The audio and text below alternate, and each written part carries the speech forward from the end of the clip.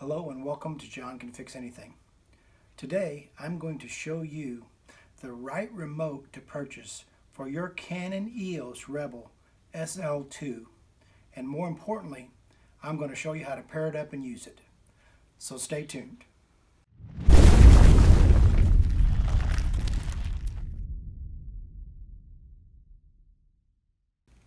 I'm used to shooting my videos and using a remote similar to this. This is the remote I use for my iPhone 6, which is what I'm taking this video with because I want to show my SL2 and show the new remote for it. But I'm really used to using a remote, a wireless remote, because I'm in different positions on my DIY videos and I like to move around, be able to shut the video off, move things, and then turn the video back on without going back behind the camera all the time. So when I bought the new SL2, I love the SL2 by the way, but when I bought it, I didn't have a remote for it. So I started researching, and there are just tons of remotes out there. There's a lot of wired remotes for it, and they'll plug in and they'll work just fine, but you know, for my application, the wired wasn't a good option for me because, you know, you're moving around, you're working on cars and different projects. It just wasn't practical for me to have wired. So I started researching, just like I researched for this one for my iPhone, and I read I don't know how many clips and looked at YouTube, looked at Amazon, and to be quite frank with you, I could not find the remote that would work with my SL2. So finally I went to the Canon website and started seeing some feedback on this particular one, which is the BR-E1. This is a Canon actual remote. It's made by Canon, and this is not the cheap under $10 remote. This remote will cost you in the high 30 range, I believe, and I'll put a link down in the remarks column for you. I think I bought this off Amazon, but I'm not sure, but I'll find out and I'll put the link on for you.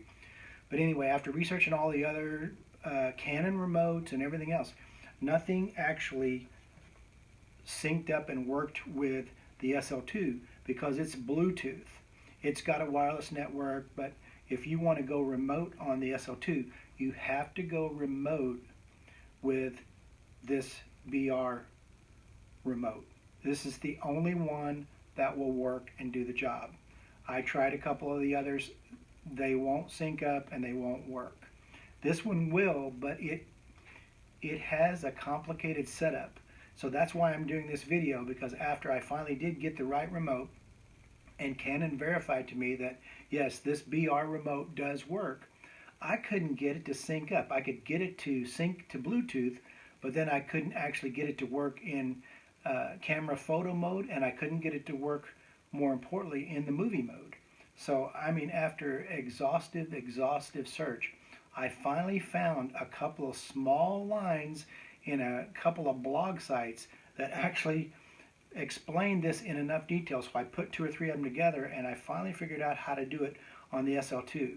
I mean, they had it for the 7, they had it for so many of the other models, step by step. But the SL2 is different. So it didn't work like like my camera worked. So after doing all that, then I came back and said, okay, I've got it all working now. I can do it in photo mode and I can do it in movie mode. I'm going to share this so people don't spend hours and hours like I did trying to, 1, find the right remote, and 2, get that remote to work. Before we get started, you're just going to have to trust me on this, that the BR-E1 right now, as at the time that I'm shooting this video, this is the only one I can find that's a wireless Bluetooth remote that works with the SL2. So I know it's a lot more money probably than you would expect to pay. Go ahead and pay the money and get this remote, and you're going to be able to sync it and you're going to be able to use it. You just need to know the proper procedure and then the proper settings on the actual remote itself if you're going to do video or if you're going to shoot photos. So if you've got that up front, then I'll go ahead and set everything back up, and then I'll show you how to sync it up. I'm going to do my best to walk you through this, and this is about as good an angle as I can get. So I'll check on it every now and then and make sure that you can see everything. So when you get the BR-E1, it comes in a box like this. Okay, it's a multi nationality box. It's in there in some plastic wrap, blah blah blah. Okay, the battery is already set. It's ready to go.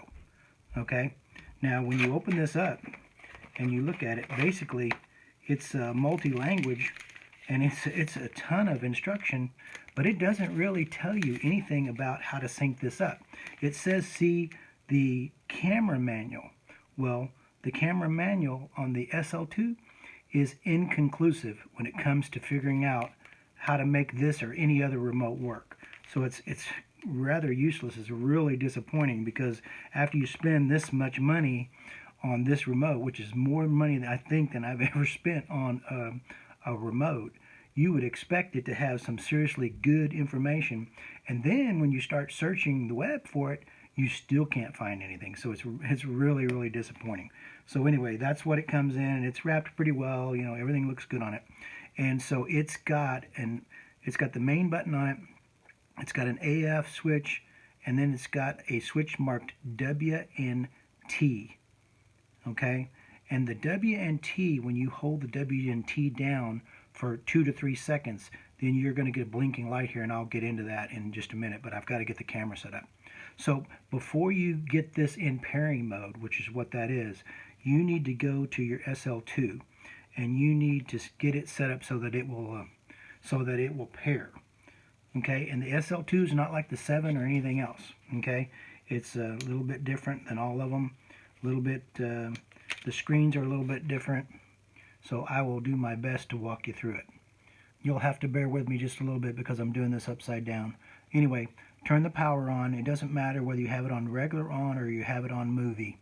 I've got it on movie, and I left my cap on, so the screen looks black. So what you do is you go to the menu button right here. You push that menu button, and you're actually looking for this particular setting right here. It's on function setting. It's the third one over. Function setting. That's the one you need to be on. Say OK. Alright, and then on number 1, you have 1, 2, 3, and 4. On number 1, you'll see wireless communication settings. You go ahead and click that, or you can use the button here on the side. It's easier. So you got Wi-Fi settings, and then some that are grayed out, and then you got Bluetooth function. It's disabled from the factory. Okay, so go down to the Bluetooth function, hit OK. Then you want to go ahead and hit OK again. See where it says disabled? Click on that. Now, here it says smartphone, and it says remote. Now, if you're going to use the Canon app, which I actually have the app on my phone and I use it, then you want to put it on smartphone.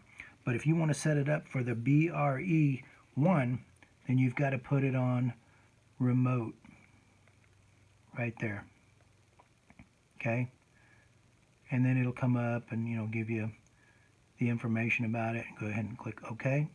And then you've got to assign this a name. I'm just going to leave it on EOS SL2. I think, you know, I had it on my name and then SL2 before, but I'll just leave that on there for now and say OK.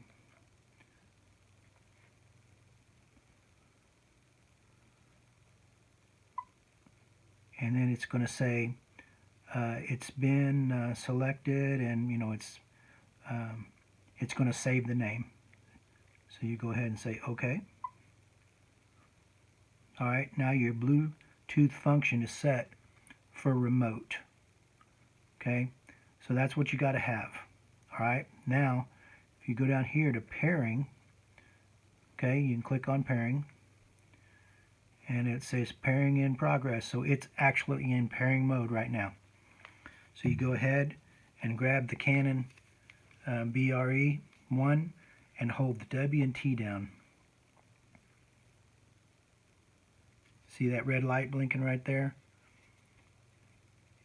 When that red light's blinking, then it's in pairing mode, and it should come up on the screen, and then it'll give you a number, and it'll say pairing with, and this long number will be setting there, and you can go ahead and say OK.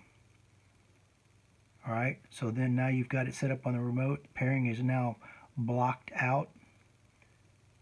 Okay, so that's how you get this first to set up on Bluetooth. Now you've got a couple other settings that you've got to go through to make it work. Okay, it won't work like it is right there, just pairing it like most of the others will.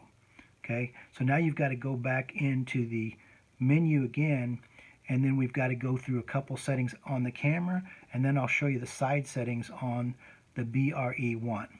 So let me refresh on that real quick, and I will be right back. Okay, so we're still in the Bluetooth functions menu, and you can see the pairing is still, it's browned out or grayed out. Okay, you still got the function keys and things, but you see where it says check clear connection info. You can click on that, and that will tell you what it's connected to, and that number is the number of the BR-E1.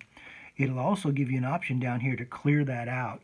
So if anytime you want to clear it out and use something else, you can do it right there. And if you're using your iPhone or Android or whatever, then you can only do this or the iPhone.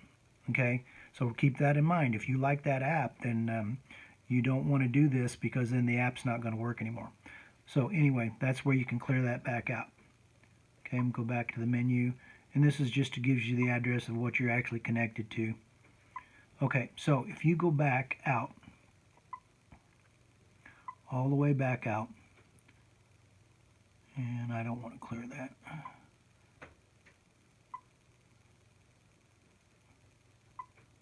Okay, now I'm back out to the main menu, and you go right over here to this first selection, and that is shooting settings. That's called the shooting settings. Okay, so you go to that and you say OK, and then it's got 1, 2, and 3 on the shooting settings. On number 3, it says remote control, and it's disabled from the factory. So you've got to go ahead, click that, and you've got to enable it. Okay, so once you've got that done, you come back out, and you're all the way out. Okay, I'll take my cap off here, and I'll go into, I'm in video mode right now. Okay, so now on the BR-E1, on the side, there's a little switch here. Okay, it's got a circle on it, a 2 on it, and then a little camera. Okay, the little circle, that is to just take photos with. The 2 is for a 2-second delay. The bottom switch is for video. Okay, so I've got my camera set on video. I've got it on. Okay, now I've got to make sure that I've got this on video as well. Now if I've done everything right, this should come up. Okay, and there's my recording light right there. And there it is, turned off. On, off. So that's in video mode only. Now if you switch this over